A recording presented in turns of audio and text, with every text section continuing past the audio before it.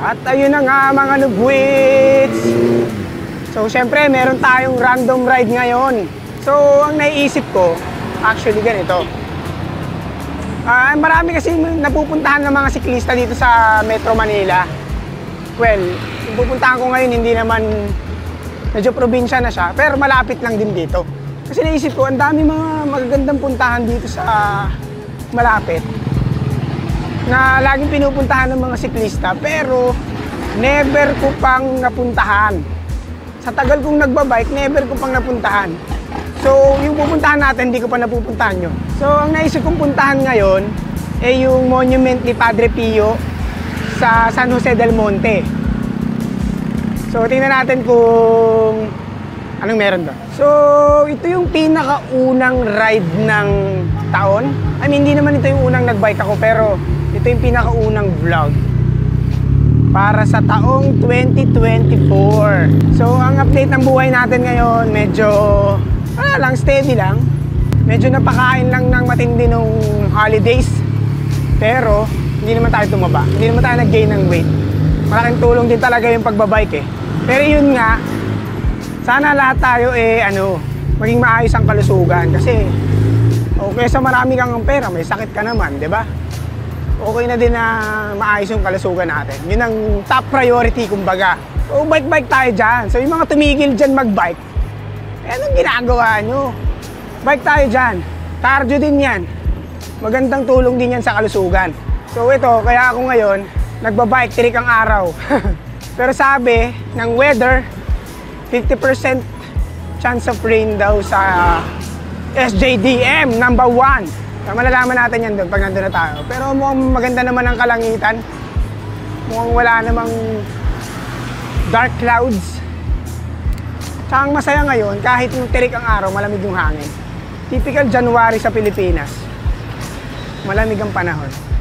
Kahit maaraw. Yung mainit pa din, pero ganun talaga eh. Yung araw medyo hindi nakakatulong kasi nakakapagod. Pero okay na yan kaysa umuulan. Kasi kahapon nagbike ako, sa totoo lang. Inulan ako. UP lang naman ako pumunta. Pero okay lang yan. Kasama yan sa paglaki. Kasama yan sa paglaki. So yan, dito tayo daan sa may Ascension Road. I mean, Bristol pa lang to. Pero Ascension Road tayo dadaan. May iba lang. Anyway, itong pa-Ascension, ruta ko talaga to eh. Kasi sa mga OG na subscribers, alam nila yung kapatid ko, merong coffee shop dyan sa may Ascension. Makikita nyo naman mamaya, ipapakita ko. Usually doon tumatambay ako doon. Nag-edit. Dalasan nagkakape lang kasi alam mo naman, kape-kape din. Pero ngayon, dadaan lang tayo doon. Hindi tayo papasok kasi hinahabol ko yung magandang panahon eh. Baka pagdating dun sa SJDM, muulan pala, edi ligwak tayo. So, daanan lang natin yung Brew Brothers. Pero gusto ko dito sa daan na to, napaka-peaceful eh. Mga old rich kasi nakatira dito. Noon pa mayaman na. Kaya naluma na lang din yung ibang mga bahay. Pero ngayon, may mga nagre-renovate na rin dito. In fairness naman, mas chill dito kaysa dumaan ako dun sa kabila. Medyo busy dun, puro sasakyan na malalaki. At least dito, motor-motor lang.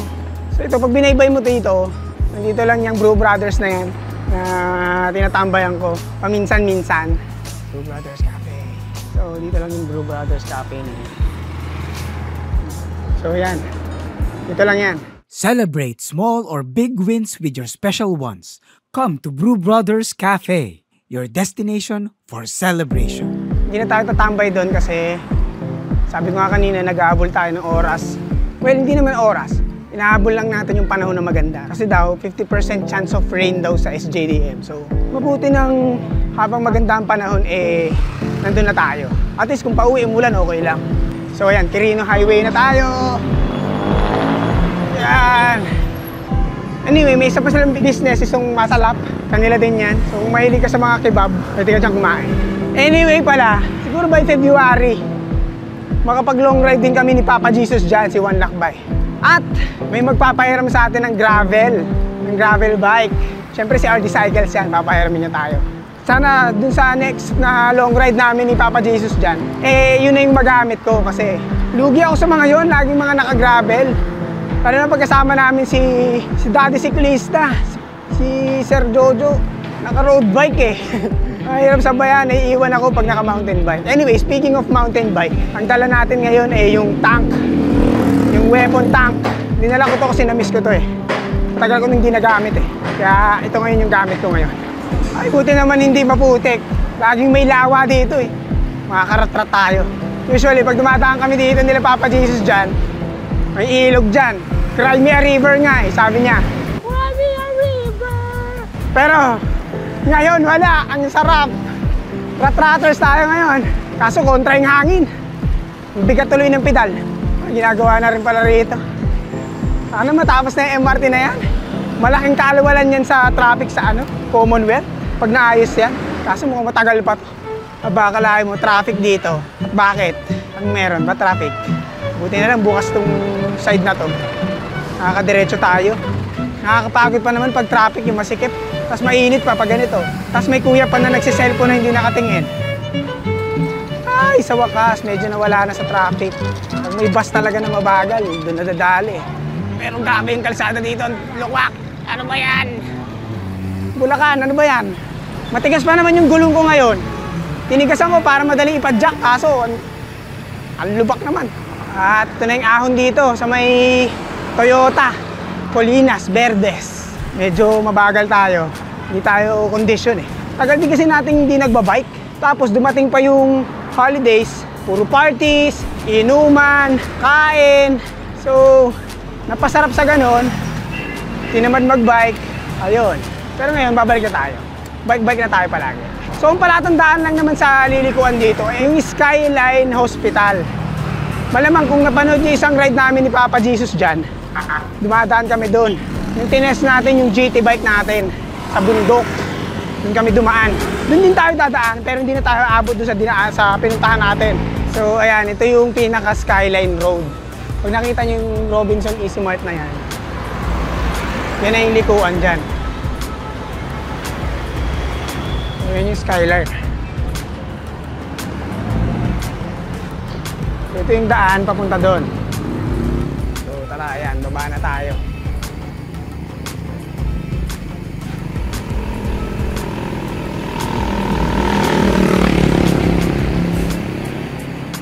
So ayun, babaybayin lang natin tong ahon na to.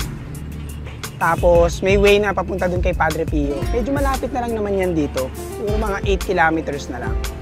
Medyo tsaniin lang natin ng konti yung ahon kasi mainit. Pero at least malamig yung simoy ng hangin.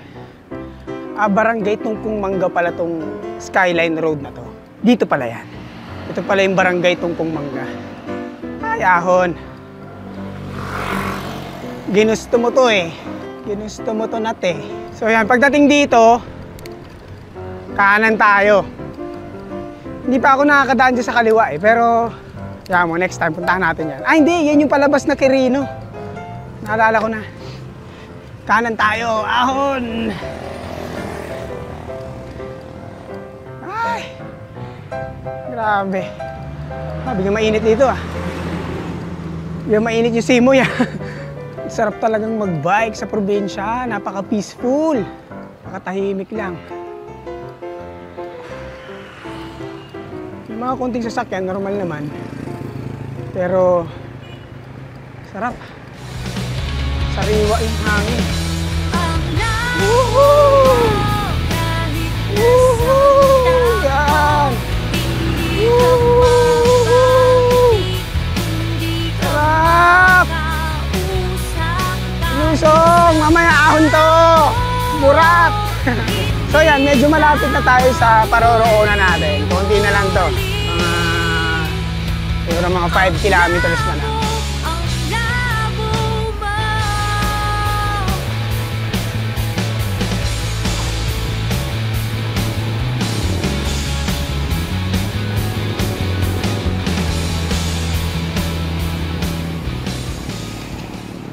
So, itong Paradise Road, medyo rolling hills talaga. Rolling hills siya. Kung mainig kang umahon at lumusong, yan. May enjoy mo dito. Pero usually, mahilig lang lumusong. Hindi umahon. Kung tatanong nyo, bakit hapon ako lumalabas? Bakit hapon ako nagra-ride? Kasi tulog ako ng umaga. Gising kasi ako ng madaling araw eh. Yun yung panahon na talagang gising ako. So syempre malamang tulog ka ng umaga nun. Kaya pag nagra-ride kami nila Papa Jesus dyan sobrang aga, wasak ako nun palagi. Kasi hindi na ako natutulog. Dire-diretso na. And sa alam ko paglagpas ng arko na to, ano na lang, 4 kilometers na lang. Yan, amoy ng probinsya, amoy siga. Hindi talaga nawawala yan sa amoy ng probinsya, yung amoy siga. Ang kita nyo naman, usok. Amoy siga. So yan, ang mangyayari niyan ngayon, pagkarating natin doon, hindi na natin ito ilulup. Gagawin na natin, babalik na lang tayo kasi wala lang, mas maganda pag lusong na eh. Kasi puro ahon tayo ngayon, mamaya pa uwi, lusong na. So yan, relatively malapit na tayo dun sa lilikuan. Yun. Pag nakakita nyo yung Barangay Paradise 2, ngayon, dito na yun, liliko na kayo dito.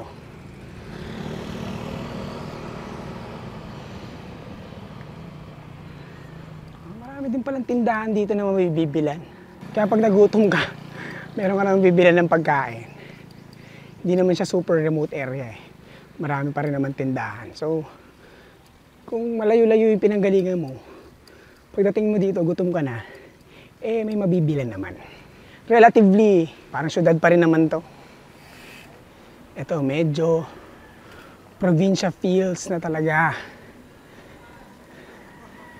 So ito yung daan. Yung mga signages naman pala. Ayan, tulad niyan. Hindi ka maliligaw, may mga signages eh.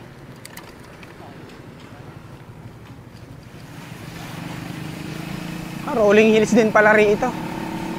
Pero talagang probinsya na. Ayan, medyo talagang probinsya na yung feels. Ang sarap ng simoy ng hangin.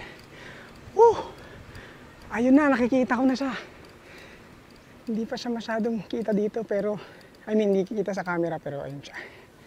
Sana bukas yung Padre Pio na yan kasi meron akong feeling dahil Thursday ngayon. Baka sarado. Pero malalaman natin yan. Mukhang bukas naman. Or hindi naman talaga siya nagsasara. Ang ganda oh. Sarap din talaga sa probinsya eh. So yan, nakita nyo naman ako nagtutulak ngayon. Medyo matarik yan. Pero pagdating mo sa taas, meron lang parking ng bike doon, 5 piso lang naman. Hindi ko alam kung magkano yung sa kotse.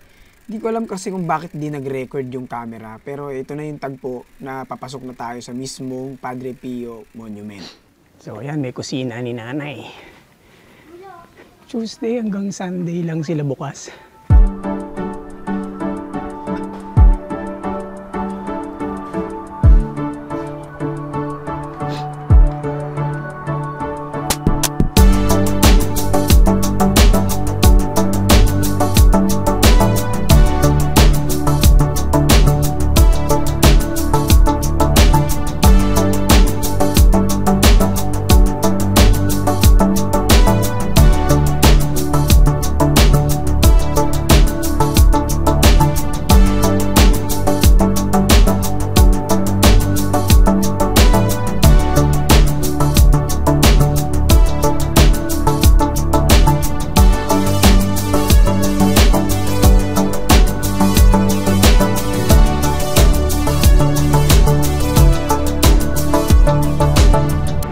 So yan, medyo maraming pwestong pwedeng pwestuhan dito para tumambay. At syempre, magandang tanawin.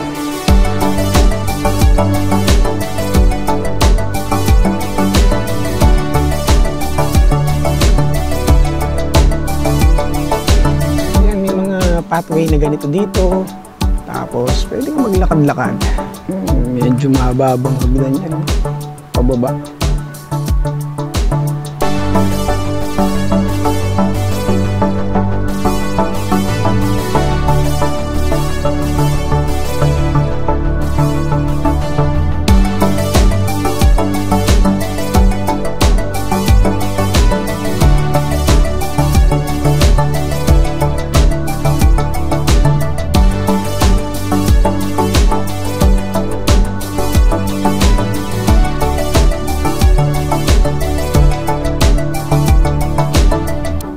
kung gusto mong mag-chill dito, napakapayapa. Mountain of healing nga. So parang medyo nahihil kayo nga ng konti.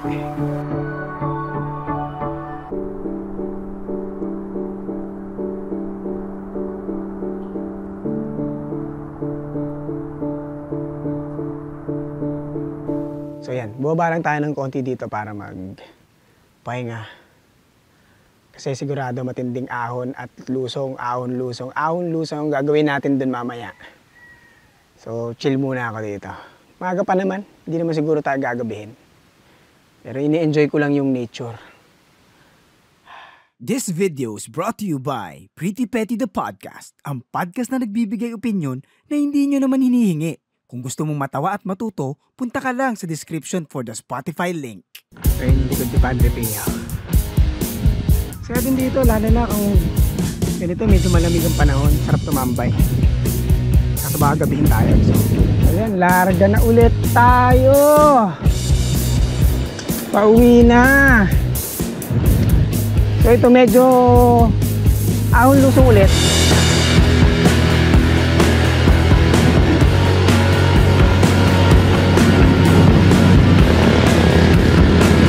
Lusong na.